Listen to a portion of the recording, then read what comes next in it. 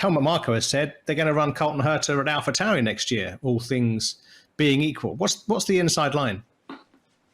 So it was great that after a busy race, Chris Medley was still breaking news on Sunday afternoon.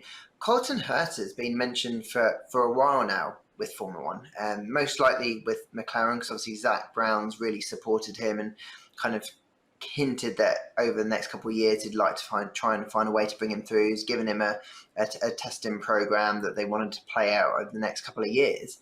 But then suddenly, as soon as the Piastri news was out and that he was going to be driving for McLaren, and that kind of effectively locks out a race seat at that team with Lando on a long-term deal for a number of years now, it kind of put Colton out of that kind of realm. And suddenly, with Gasly being linked with Alpine, there'd be a seat spare at AlphaTauri. And Herta, highly rated, comes with that American flag, which I think a lot of teams will want to bring into Formula One, and the support that they would get through that.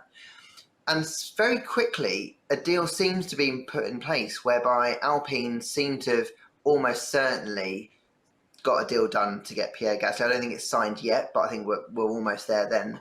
And the only way they can do that, it seems like, is if Colton Herta can join AlphaTauri. The tricky thing, and I guess we'll talk about this shortly, is that he hasn't got enough super license points. And in Formula One, if you don't have enough super license points, you don't get a super license and you're not allowed to compete on the grid. Stefano Domenicali, the F1 boss, has said, well, we shouldn't be making any exceptions to the rules. The rules are the rules. But then we have seen in the past that if the FIA deem it to be a case where the driver does deserve to race in Formula One and be granted a super license in special circumstances, they've done it. So it's not like we've not seen it before.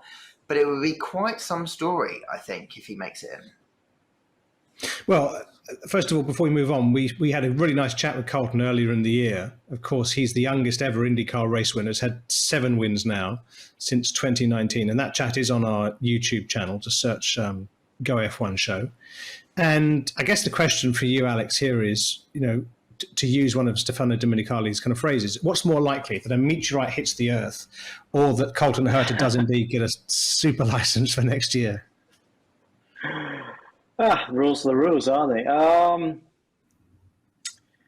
I got a feeling that, I think if Domenicali is going to stick his heels in, then Herta's not going to get the points, is he? He's not going to be driving the car.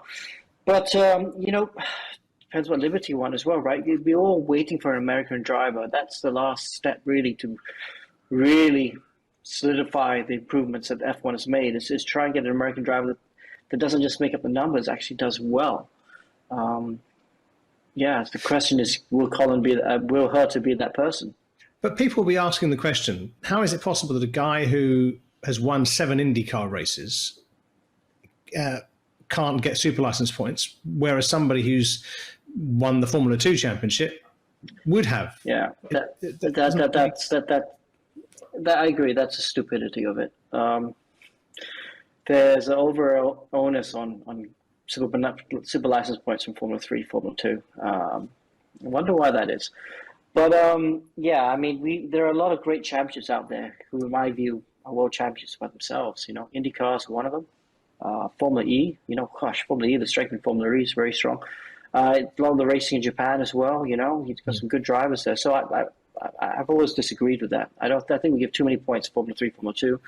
But you want drivers to spend money and trying to get into Formula 1 through Formula 3, Formula 2. But I would like to see, it's supposed to be a world championship.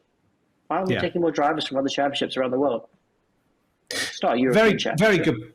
Very good point you're making there, Alex. So this is a world championship, not a European championship. And Europe is essentially the hunting ground of Formula 3 and Formula 2.